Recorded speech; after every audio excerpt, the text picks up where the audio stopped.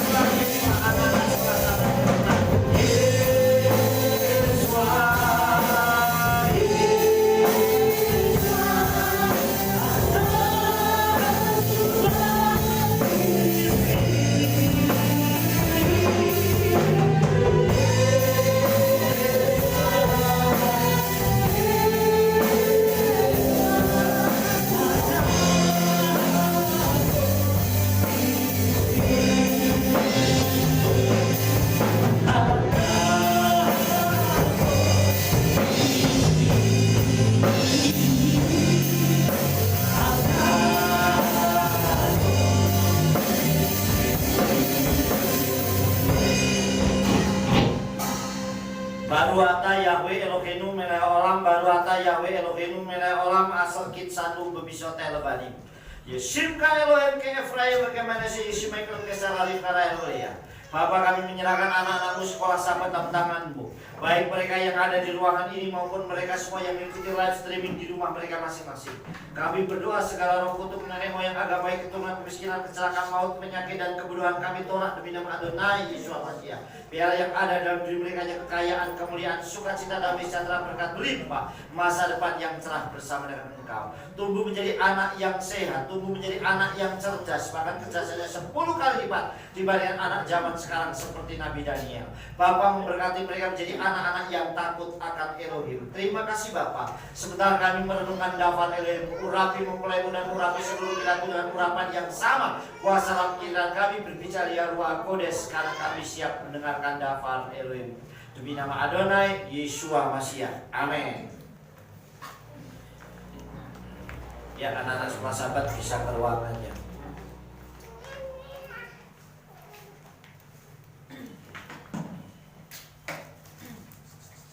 Ya.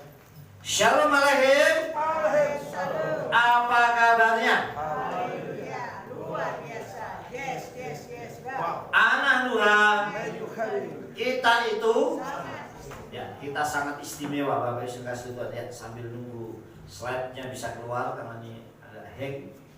Ya, saudara yang dikasih oleh Bapak Yahweh, hari ini kita akan kembali dengarkan daftar Elohim yang saya beri judul pemenang di belakang.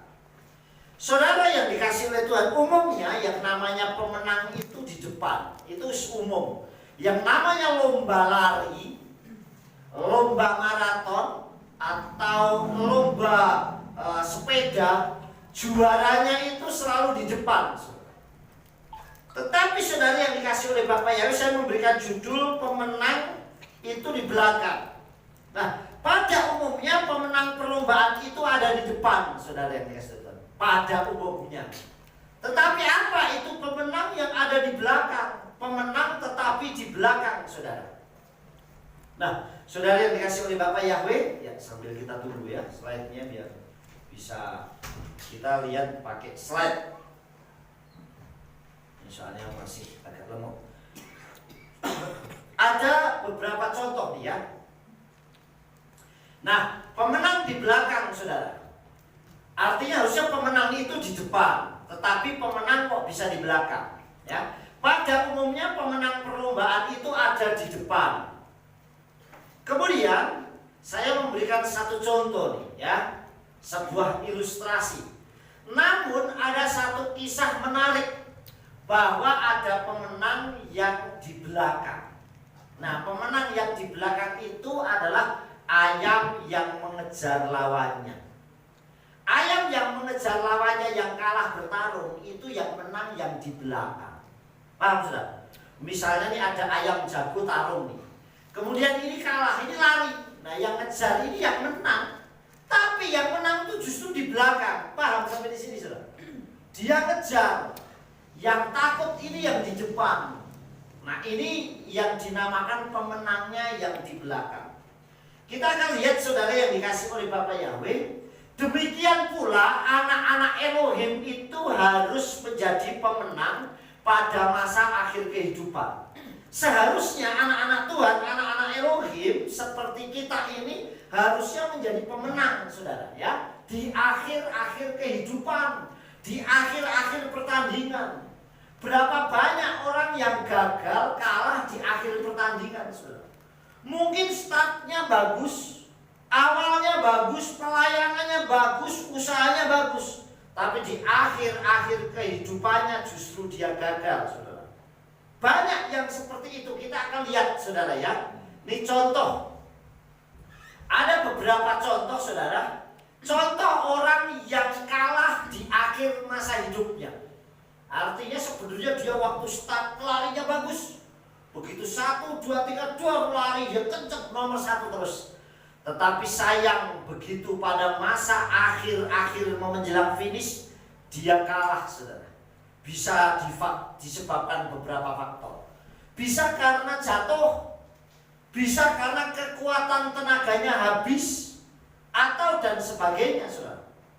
Tetapi ada beberapa hal. Nah, sama dengan di kitab suci juga dicatat beberapa orang yang gagal, akhirnya kalah di akhir-akhir pertandingan, saudara. Nah, ini sangat disayangkan. Saya memberikan satu contoh. Yang pertama adalah Salomo, saudara. Siapa yang gak kenal Salomo, saudara? Salomo raja yang penuh hikmat dan termasyur.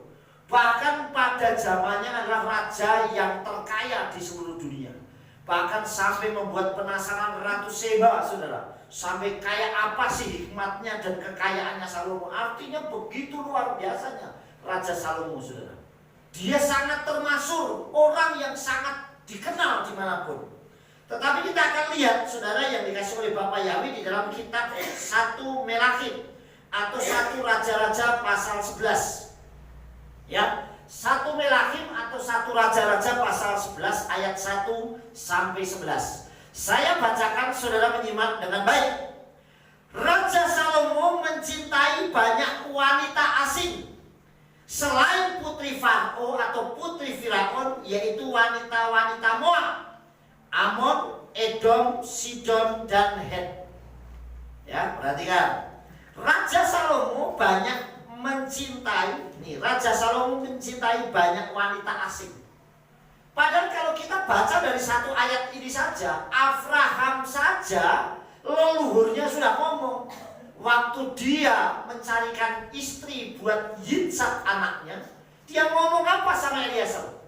Silakan tanganmu tumpangkan di pahaku dan berjanjilah bahwa engkau akan mencarikan istri untuk anakku bukan dari perempuan tempat ini atau dari Kanaan. Artinya begitu sangat ketatnya Abraham itu mencarikan pasangan buat anaknya Ishak. Supaya apa, saudara? Supaya nanti hatinya Ishak tidak condong kepada penyembahan berhala dan lupa sama Elohimnya, saudara. Tetapi berbeda dengan Raja Salomo. Raja Salomo mencintai banyak wanita asing. Ini malapetaka diawali karena saking cintanya diobrol banyak, cintanya kemana-mana. Selain putri Farao atau putri Firaun, yaitu wanita-wanita Moab, Amon, Edom, Sidon, dan Het. Ini semua di luar penyembah Bapa Yahweh. Kemudian perhatikan. Tentang bangsa-bangsa itu Yahweh telah berfirman kepada orang Israel, janganlah kamu bergaul dengan mereka dan mereka pun jangan bergaul denganmu, karena sesungguhnya mereka akan mencondongkan hatimu kepada berhala-berhala mereka. Salomo telah berpaut kepada mereka dengan cinta. Saudara perhatikan baik-baik. Yahweh berfirman, saudara yang dikasihi Tuhan, dikatakan demikian, janganlah engkau bergaul. Bergaul saja itu tidak boleh. Ini bergaul, saudara. Kenapa? Karena nanti kamu akan dicondongkan. Hatimu akan dicondongkan ke sana untuk menyembah berhala. Apalagi ini menikah, saudara. Bergaul saja Tuhan gak mau, saudara. Nah, Salomo berpaut kepada mereka dengan cinta. Makanya berapa banyak orang-orang yang hebat karena perempuan, karena apapun itu bisa jatuh dan menjual imannya, saudara. Kemudian, dan dia mempunyai 700 istri, yaitu putri-putri raja dan 300 gundik. Istri-istrinya itu membelokkan hatinya. Satu orang istri bermasalah saja bisa kacau. Ini banyak sekali. Contoh, Ahab, Isabel, saudara. Kalau istri itu lebih dominan dibandingkan suaminya, makanya kadang suaminya bisa diatur. Harus manut begini. Ya kalau itu benar sesuai daftar Elohim. Lah kalau seperti Isabel justru mencondongkan, membuat penyembah berhala, itu kan kacau, itu baru satu. Bagaimana dengan Salomo yang banyak? Kemudian, dan terjadilah pada waktu Salomo sudah tua. Nah, sudah tua, perhatikan ya. Istri-istrinya itu membelokkan hatinya kepada ilah-ilah lain atau Elohim lain, dan hatinya tidak sepenuhnya berpaut kepada Yahweh Elohimnya seperti Daud ayahnya. Jadi saudara, hatinya tidak sepenuhnya lagi sama Tuhan. Jadi mungkin bisa bagi-bagi lah, ya kadang ke sana, kadang ke sana. Mulai kompromi, saudara, sinkretisme. Demikianlah Salomo mengikuti Asitoret Astoret, saudara, mengikuti dewi orang Sidon, dan mengikuti Milkom, dewa kejijikan orang Amon. Saudara, terus ya. Dan Salomo melakukan apa yang jahat di mata Yahweh dan tidak sepenuh hati mengikuti Yahweh seperti Daud ayahnya. Kemudian Salomo mendirikan bukit pengorbanan bagi Kamos, dewa kejijikan orang-orang Moab, di bukit yang ada di depan Yerusalem, dan Molok, dewa kejijikan Bani Amon. Dan demikianlah yang telah dia lakukan untuk semua istrinya, istri asing yang membakar dupa, yang berkorban kepada ilah-ilah atau Elohim mereka. Sebab itu Yahweh menunjukkan murkanya kepada Salomo, karena hatinya telah menyimpang dari Yahweh, Elohim Israel, yang telah menampakkan diri kepadanya 2 kali. Bayangkan, sudah menampakkan diri kepada Salomo 2 kali.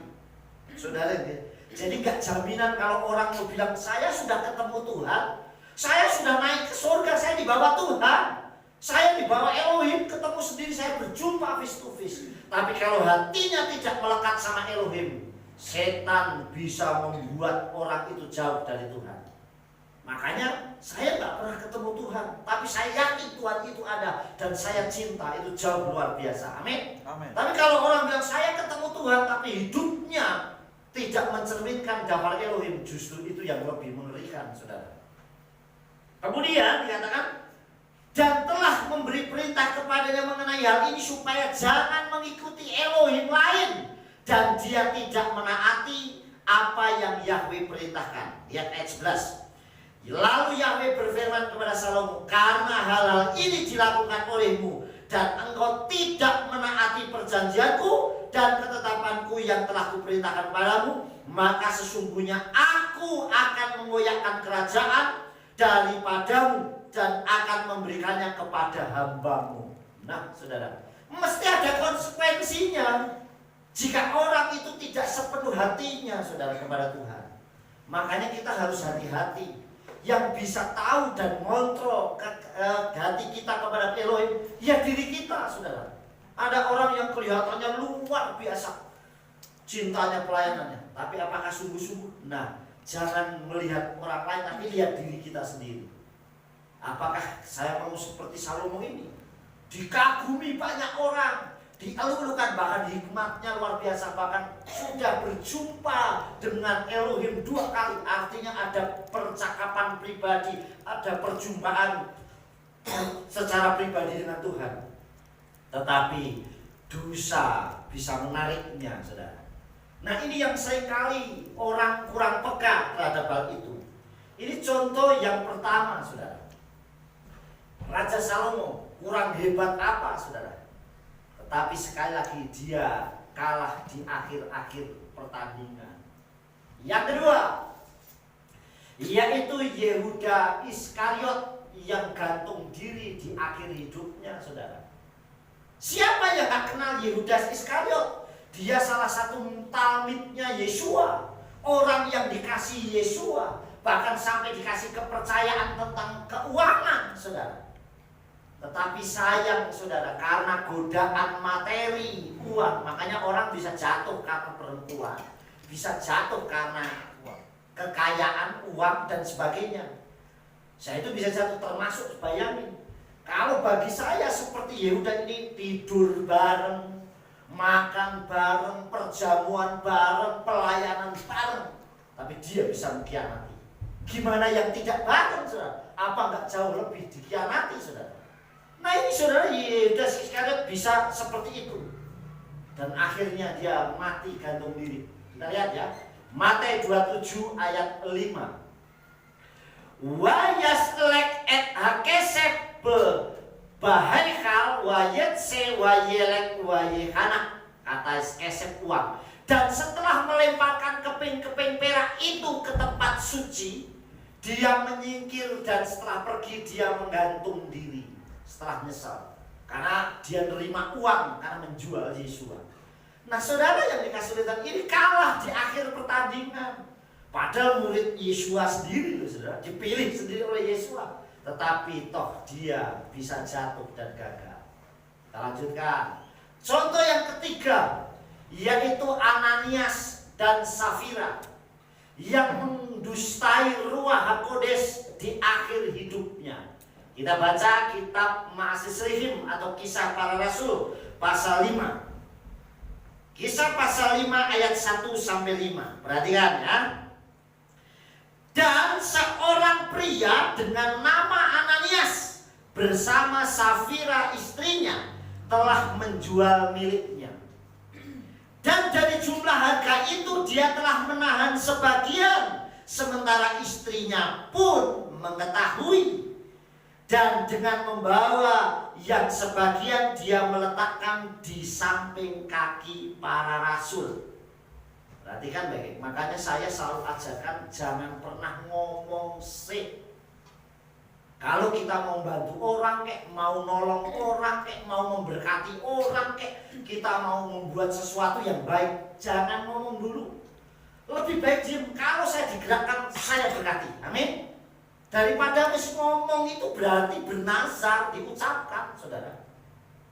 Nah, seperti Ananias dan Safira, perhatikan. Dan Kefa berkata, "Hai Ananias, mengapa setan memenuhi hatimu sehingga engkau mendustai Ruach HaKodes dan menahan sebagian dari jumlah tanah itu?" Ternyata si Ananias ini menjual tanah. Dan saya yakin dia sudah komitmen untuk pekerjaan Tuhan nih. Tanah tak jual, nanti saya mau bantu untuk pekerjaan Tuhan. Nah, mungkin ngomongnya seperti itu.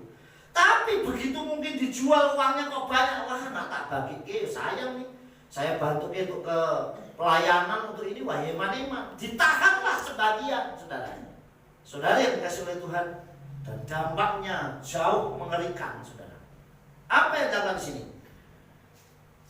Ya, dikatakan, "Kenapa engkau mendustai Ruach HaKodes dan menahan sebagian dari jumlah harga tanah itu?" Perhatikan ayat 4. "Selagi masih ada, bukankah dia milikmu? Dan setelah terjual, bukankah dia dalam wewenangmu? Mengapa engkau menaruh hal ini dalam hatimu? Engkau tidak mendustai, tidak berdusta terhadap manusia, melainkan terhadap Elohim." Artinya Kefa ini ngomong gini, sebenarnya tanah itu kan juga milikmu. Kamu jual pun ya tetap milikmu. Tapi karena sudah ngomong, akhirnya bukan mendustai manusia, tetapi mendustai Tuhan, mendustai Ruach HaKodes. Sekali lagi, Kehilatulah Yahweh, berhati-hatilah. Kalau saudara memang mau membantu untuk pekerjaan Tuhan, atau membantu atau menolong untuk orang lain, atau saudaramu, atau dimanapun, kalau saudara gerakkan hati, lakukan. Tapi jangan ngomong dulu. Nah, kadang manusia itu gini, "Wah, besok kita bantu itu yuk, kita bantu itu sekian." Nah, ini kalau udah ngomong gini, ini hati-hati, harus ditepati, saudara. Lebih baik gak usah, saya ada bantu aja. Makanya seringkali kenapa saya selalu di Kehilatulah Yahweh kalau membuat event, gak usah janji iman. Oh, pokoknya ada kata janji. Janji itu harus ditepati, namanya janji. Terus pakai iman lagi, saudara. Wis janji pakai iman. Nah, sekarang saya lihat banyak orang melakukan janji iman, nanti gak apa-apa, yang penting ngomong dulu, nulis dulu deh. Nulis dulu nih, aku mau bantu 1 juta, nulis dulu. Itu jauh lebih bahaya, saudara. Maka saya selalu katakan apa? Udah persembahan saja. Karena persembahan itu sesuai dengan kerelaan hati kita. Paham saudara sampai di sini? Perhatikan apa yang dilakukan Ananias dan Safira. Dan memang rohani, gak salah orang melakukan janji iman itu gak salah. Tetapi kalau orang sudah bilang janji, harus ditepati, saudara. Apalagi pakai iman. Saudara yang dikasih oleh Tuhan, jangan perhatikan ya. Dan setelah terjual, bukankah itu juga berada dalam kuasamu? Jadi bodol radol itu milikmu. Tapi nak kamu ngomong ya harus dilakukan. Coba saudara, saya kasih waktu 1 menit. Pernah nggak saudara melakukan hal seperti itu? Pernah? Ayo jujur, pernah nggak? Pernah nggak? Waduh, aku kok pengen bantu itu, aku harus ngomong. Tapi belum, akhirnya belum. Lakukan deh. Jangan pernah tunda. Saya akan lakukan. Ibaratnya seperti itu. Apapun kondisinya. Jadi supaya saya tidak berhutang. Saudara yang dikasih oleh Tuhan. Nah, ini yang makanya istilah seperti ini nih gambaran sama dengan orang utang piutang. Coba kalau ada orang utang, kira-kira janji nggak? Ayo kalau utang. Aku nyelesai ya sedilitnya langsung deh. Engkau seminggu. Nah, itu janji, saudara. Harus ditepati. Kalau memang enggak, aku memang minjem deh nyelang sebentar, tapi aku belum punya jaminan, tapi pasti saya nanti sekali waktu saya akan kembalikan itu. Tapi begitu wis janji harus ditepati. Nah ini kalau sudah meleset itu bahaya, saudara. Kalau urusan sama manusia tanggungannya cuma sekitar, tapi kalau urusannya dengan Tuhan, ayo, apa enggak berisiko, saudara? Kemudian ayat 5. Dan Ananias ketika mendengar perkataan itu sambil terjatuh dia menghembuskan napas yang terakhir, dan ketakutan yang besar terjadi kepada semua orang yang mendengar hal itu. Nah, kalau sudah kejadian kayak ngeri, harus takut aku. Seperti ini, saudara. Nah, itulah yang terjadi. Ini contoh di garis-garis akhir di masa para rasul, justru Ananias dan Safira tumbang. Kenapa? Karena kesalahan dia sendiri. Kemudian, saudara kasih Tuhan, orang yang berhasil menjadi pemenang di akhir hidupnya. Sekarang saya akan tunjukkan. Tadi orang-orang yang gagal di akhir pertandingan, tidak menjadi juara, tidak menjadi pemenang di akhir kehidupannya, di belakang, tidak. Tetapi orang yang menjadi juara, orang yang berhasil menjadi pemenang di akhir hidupnya. Kita akan lihat, saudara. Yang pertama adalah Hanok atau Henok. Diangkat oleh Elohim. Ini orang yang menang sampai garis akhir, ya. Hanok atau Henok. Kita lihat ya. Bereshit atau Kejadian 5 ayat 24. Wa yidhalek Hanok eta Elohim wa einenu kilakak oto Elohim. Yang artinya, dan Hanok atau Henok hidup bergaul dengan Elohim. Kemudian dia tidak ada lagi karena Elohim telah mengangkatnya. Jadi tidak mengalami kematian, saudara. Ini salah satu bagi saya orang yang berhasil. Sekarang bandingkan perbedaannya dengan apa yang dilakukan Salomo. Yahweh berfirman, jangan aku bergaul sama mereka. Bergaul saja nggak boleh dengan orang, artinya yang mencondongkan hatinya kepada berhala.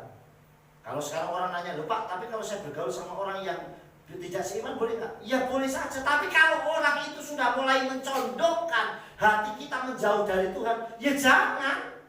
Kalau bergaul sama siapa saja nggak masalah. Tapi kalau orang itu sudah mulai menjauhkan, contoh nih, contoh menjauhkan tuh begini, menjauhkan.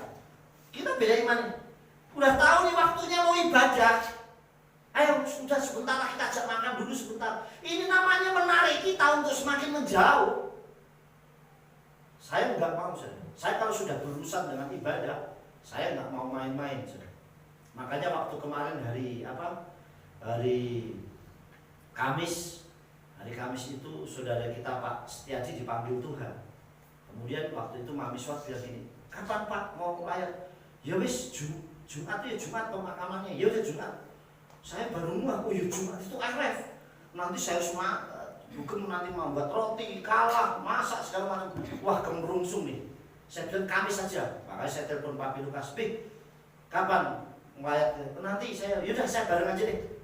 Nah saya lebih tenang. Kenapa? Saya bisa saja, saya yakin waktunya nuntut, tapi saya akan kemerungsung. Nanti harus buat roti, harus buat ini. Saya bilang sama Bu Kemis, kita berangkat Kemis sore aja. Nah saya harus mengutamakan bahwa waktunya Tuhan itu luar biasa. Nah kalau kita bergaul sama siapapun silakan. Tapi kalau orang itu sudah mencondongkan, yuk alah sebentar wis, ibadah jam berapa sih? Nanti jam 4, alah kok sih makan dulu sebentar deh. Sama saya yuk, sebentar makan. Emang makan tuh gak nunggu dibuat, gak ngantri, gak waktunya ini. Nah ini sudah mulai narik, saudara. Kalau saya gak mau. Nah kita ini hari-hari ini namanya mencondongkan, menarik. Nah kitab suci katakan, tetapi perbedaannya Henok bergaulnya dengan Elohim. Ini yang membedakan Henok atau Hanok bergaulnya dengan Tuhan. Kalau kita bergaul dengan Tuhan, auranya segala sesuatunya pasti atmosfernya Elohim. Amin. Kita akan selalu rindu. Ini salah satu contoh. Yang kedua, Yosef atau Yosef bin Yakub. Yosef anaknya Yakub, sampai tulangnya pun dibawa kembali ke leluhurnya. Artinya apa? Benar-benar saya nanti diingat bahwa apa yang saya lakukan itu benar-benar. Kita lihat ya Kejadian atau Bereshit 50. Perhatikan, Bereshit atau Kejadian pasal 50 ayatnya yang ke-25.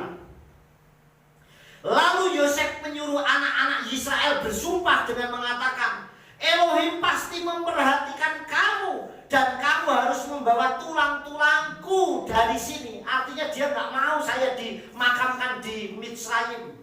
Harus dibawa kembali ke tempat tanah leluhurnya. Bahkan sampai tulangnya saja dia mau berpesan. Terus kemudian matilah Yosef dalam usia 110 tahun. Dan mereka merempah-rempahinya dan menempatkannya di dalam sebuah peti di Mitsrayim. Dan begitu orang Israel keluar dari Mitsrayim, maka tulangnya Yosef dibawa sama orang Israel keluar dari Mitsrayim. Ini bagi saya sesuatu yang luar biasa. Artinya ada kenangan bahwa dia sangat luar biasa di hadapan Elohim. Amin.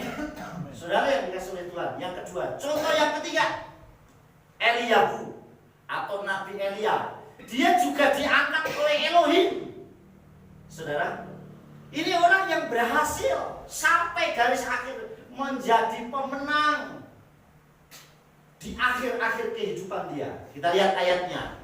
2 Melakim atau 2 Raja-Raja 2 ayat yang ke-11.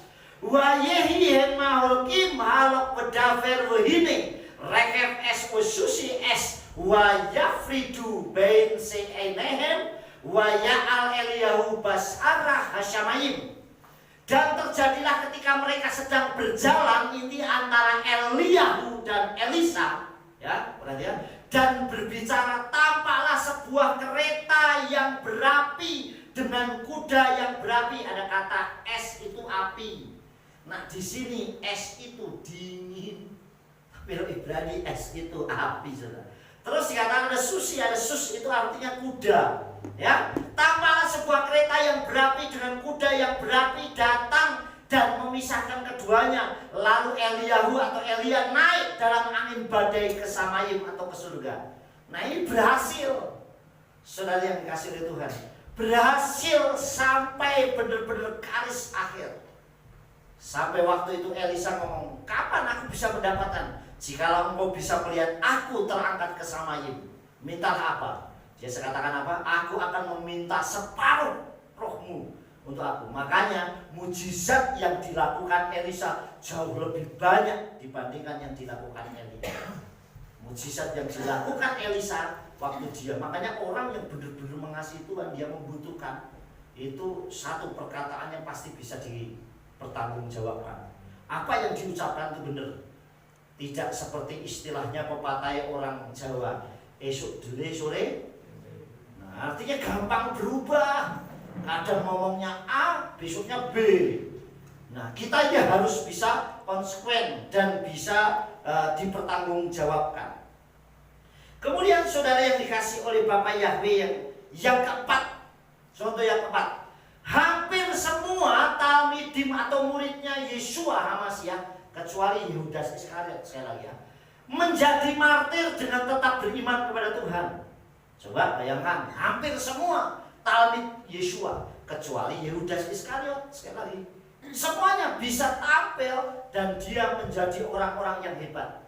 Matai ditusuk pedang di Ethiopia atau Matius. Yakub dilempar dari loteng, tempat di mana waktu Yeshua mau dicobai. Kepa atau Petrus disalib dengan kepalanya di bawah. Karena dia katakan, aku tidak layak seperti Yeshua, makanya dia disalib tapi kepalanya yang di bawah. Rabi Saul dipenggal kepalanya di Roma. Kemudian Thomas dilempar tombak di Coromandel India. Andreas juga sama, disalib dengan kayak kereta, ban kereta, terus dilempari batu. Stefanus atau Stefan dilempari batu sampai mati. Polikarpus dibakar hidup-hidup. Yohanan digoreng dalam minyak mendidih, namun dia tidak mati. Nah, hampir semuanya, tetapi dia bisa mengakhiri garis pertandingan dengan baik. Artinya sekalipun mengalami penderitaan. Nah, saudara yang dikasih oleh penganiayaan yang dialami mereka, semuanya luar biasa, saudara. Tetapi dia masih bisa bertahan. Kenapa bisa bertahan? Karena orang yang bisa bertahan itu karena dia selalu bergaul dengan Elohim. Amin. Kalau kita selalu bergaul dengan Elohim, makanya kita tidak akan pernah menerima tawaran dunia. Kalau wah begini aja, begini, kita nggak mau. Kenapa? Karena kita selalu bergaul dengan Tuhan. Tetapi kalau kita melepaskan diri, maka jauh lebih mengerikan itu bisa terjadi, saudara yang kasih Bapak ya. Lihat aja. 2 Timotius 4 ayat 7. Melkisedek nilkamti et merusati haslamti wa eta emunah natsarti. Aku telah bertanding pertandingan yang baik, bukan pertandingan yang curang. Pertandingan yang baik itu istilahnya, makanya kalau dalam olahraga ada fair play. Artinya itu permainan yang fair, yang main tetapi yang jujur, yang benar. Aku telah bertanding pertandingan yang baik. Jadi kalau mengikuti Tuhan itu pertandingan yang baik. Hidupnya benar, hidupnya jujur, hidupnya tulus, hidupnya memang benar-benar baik, saudara. Aku telah mengakhiri perlombaan itu. Aku telah memelihara iman. Nah, imannya terpelihara dengan baik. Kenapa? Karena dia mengikuti pertandingan dengan tidak curang, tetapi pertandingannya dilakukan dengan baik. Ada 2 istilah sih sebenarnya. Ada pertandingan dan perlombaan. Kalau tanding itu berarti ada lawannya. Kalau lomba ya ada lawannya, tapi mengadu itu lomba ya. Bukan pertandingan lari, bukan. Lari itu perlombaan. Kalau tinju itu tanding, saudara. Istilahnya seperti itu. Ada lawannya. Itu tanding, itu gambarannya. Tapi istilahnya hampir sama, saudara. Nah, aku telah bertanding dalam pertandingan yang baik. Benar nggak kita bertanding dengan baik, saudara? Bukan bertanding dengan curang dan kotor, saudara. Benar-benar harus jujur, harus tulus, harus benar-benar baik di hadapan Tuhan. Kemudian yang terakhir, saudara, akhir yang menjadikan pemenang yang bersama dengan Bapa Yahweh Elohim Yeshua Mashiach. Apa itu akhir yang menjadikan kita pemenang, saudara? Supaya kita bisa menjadi pemenang dan kita mengakhirinya dengan baik. Apa yang harus kita lakukan? Sehingga kita boleh memperoleh ibaratnya medali. Nanti kita medalinya itu mahkota kehidupan. Dan nama kita tertulis dalam kitab kehidupan. Amin. Kita memperoleh mahkota kehidupan. Akhir yang menjadikan kita ini pemenang. Nah, lihat ayatnya, saudara. Kitab Kohelet atau Pengkhotbah pasal 7 ayat 8. Tof akari dafar merisito, tof erek ruah mikfa ruah. Lebih baik akhir suatu hal daripada awalnya. Lebih baik roh panjang sabar daripada roh tinggi hati. Artinya apa? Segala sesuatu, akhir segala sesuatu itu menentukan buat kita, bukan awalnya. Makanya kalau orang, saudara, sudah dilahirkan berarti dia harus siap menghadapi kehidupan. Kalau orang sudah dilahirkan berarti dia mau tidak mau, siap tidak siap, harus menghadapi kehidupan. Begitu juga dengan akhir. Kalau orang sudah mati, mau tidak mau, siap tidak siap, harus siap menghadapi takhta pengadilan Elohim. Artinya kalau kita benar ya tenang saja, betul nggak? Coba kalau saudara itu ada di pengadilan atau di sidang, kalau saudara nggak salah, mesti enak saja, ya nggak, saudara? Kalau orang misalnya nih dituduh mencuri, kalau nggak mencuri, oh saya nggak mencuri, ya ngomongnya enak. Tapi kalau orang yang melakukan kesalahan, bulat saja dijawab. Pertanyaannya apa, jawabannya apa? Kenapa? Karena cari dalih segala macam. Kitab Kohelet juga menulis, manusia itu kuciptakan dalam hal keadaan yang baik, tetapi mereka itu selalu banyak dalih. Artinya alasannya banyak, saudara. Nah itu yang terjadi, saudara. Di sini katakan lebih baik akhir, akharit, lebih baik tof. Hal yang baik itu akhir dari sesuatu. Nah sesuatunya apa? Akhir hidup kita, ya, daripada awalnya. Awalnya startnya bagus, akhirnya menghujat, ya tidak bagus. Tapi awalnya mungkin kurang bagus, dilihat ini orang. Makanya ada istilah, kalau mantan penjahat pasti dia bertobat. Tapi kalau mantan pelayan Tuhan, pendeta, wah ini bahaya, saudara. Ini yang terjadi. Lebih baik roh yang panjang sabar, artinya orang yang sabar, daripada tinggi hati sombong. Berapa banyak orang itu ujiannya bukan kalau saat dalam penderitaan, tapi kadang ujian yang diberikan bisa saat dia dalam puncak karirnya. Makanya kadang orang saat susah, menderita, baiknya luar biasa, sopannya bagus, wah baik. Tapi begitu diberkati, mungkin mobilnya banyak, tanahnya di mana-mana, rumahnya bagus, terus wah di mana-mana dikenal orang, mulai sombong. Coba kalau saudara lihat-lihat di televisi, di berita-berita, wah begitu dulu, ini orang ini nggak dianggap, tapi begitu naik hidupnya berubah dan mulai rasa sombongnya keluar. Anak Elohim tidak seperti itu, saudara. Kenapa? Karena sekalipun dia naik, pasti nanti dia akan mengalami juga bahwa ternyata aku mengalami susah. Ada sebuah kisah ilustrasi, saudara. Sekali waktu saudara dikasih oleh Tuhan, ada pohon yang sangat tinggi. Kemudian ini ada monyet nih, ada monyet saudara, atau kera. Dia manjat pohon itu. Begitu anginnya itu kenceng, saudara, yang dikasih oleh Tuhan, dia pegangannya semakin kenceng, sehingga monyet itu nggak jatuh, saudara.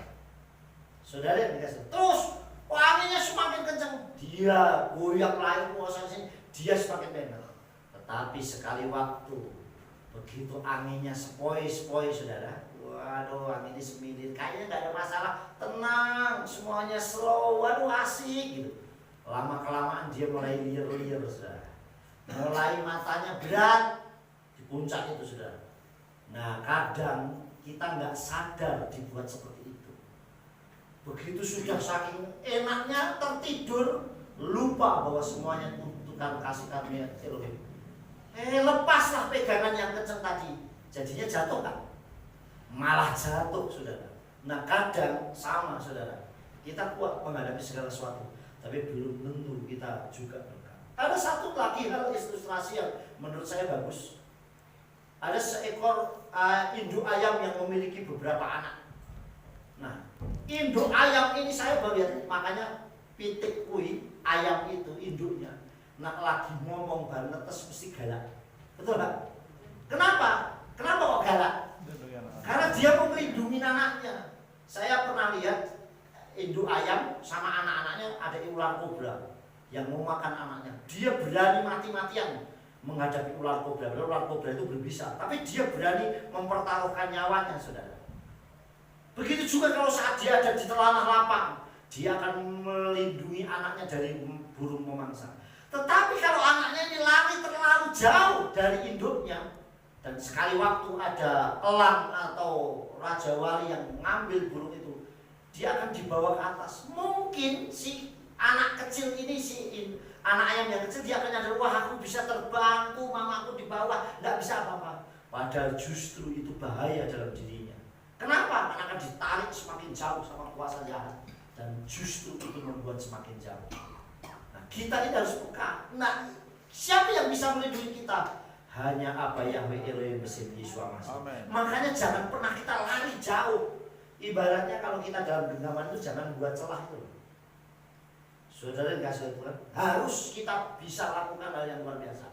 Jadi saudara dikasih, lebih baik akhir suatu hal daripada awalnya. Lebih baik roh panjang sabar daripada roh tinggi hati. Mulai belajar, saya akan sabar. Artinya sabar itu apa? Saya mulai belajar. Kalau saya menerima sesuatu, saya renungkan, saya pikirkan, baru saya berbicara. Bukan ngomong sik, langsung jebret, selesai. Nanti terlambat, saudara. Salah kita mengambil sikap. Yang terakhir, menjadi pemenang di akhir. Kita akan bangkit berdiri. Yuk, kita bangkit berdiri. Kita baca bersama-sama, ya. Sudah? Yuk kita baca bersama-sama dengan suara yang keras. 1, 2, 3. Mengakhiri dengan kemenangan bersama apa Yahweh Elohim Mesin Yesua HaMashiach. Haleluya, amin. Yes. Beri tepuk tangan buat saya. Saya undang pemain musik, worship leader, singer bisa maju ke depan.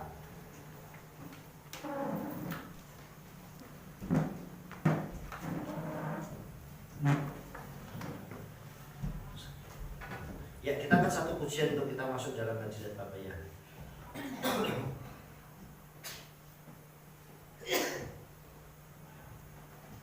Mana di pemain musik?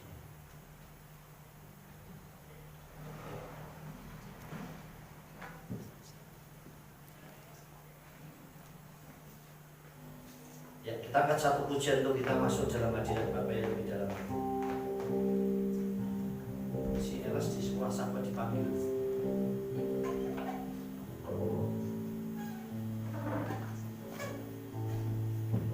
Kalau nggak ganti deh. Ede. Oke. sekolah sahabat ya. Ya kita kan satu pujian untuk kita masuk dalam hadirat Bapa yang lebih dalam lagi. Kita angkat pujian selidiki aku lihat hatiku.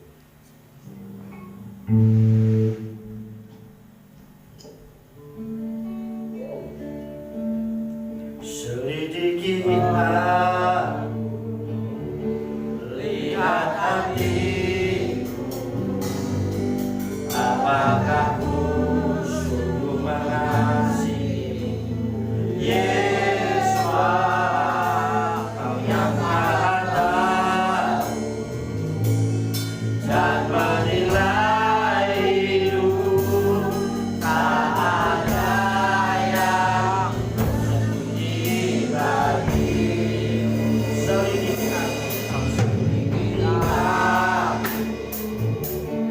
lihat hatiku, apakah ku sungguh mengasihi Yesus, Kau yang Maha Tahu dan menilai hidup, tak ada yang tersembunyi bagimu. Tak kulihat kebaikanmu yang tak habis di hidupku. Berjuang sampai akhirnya, Kau dapat lihat tetap setia. Selidiki aku,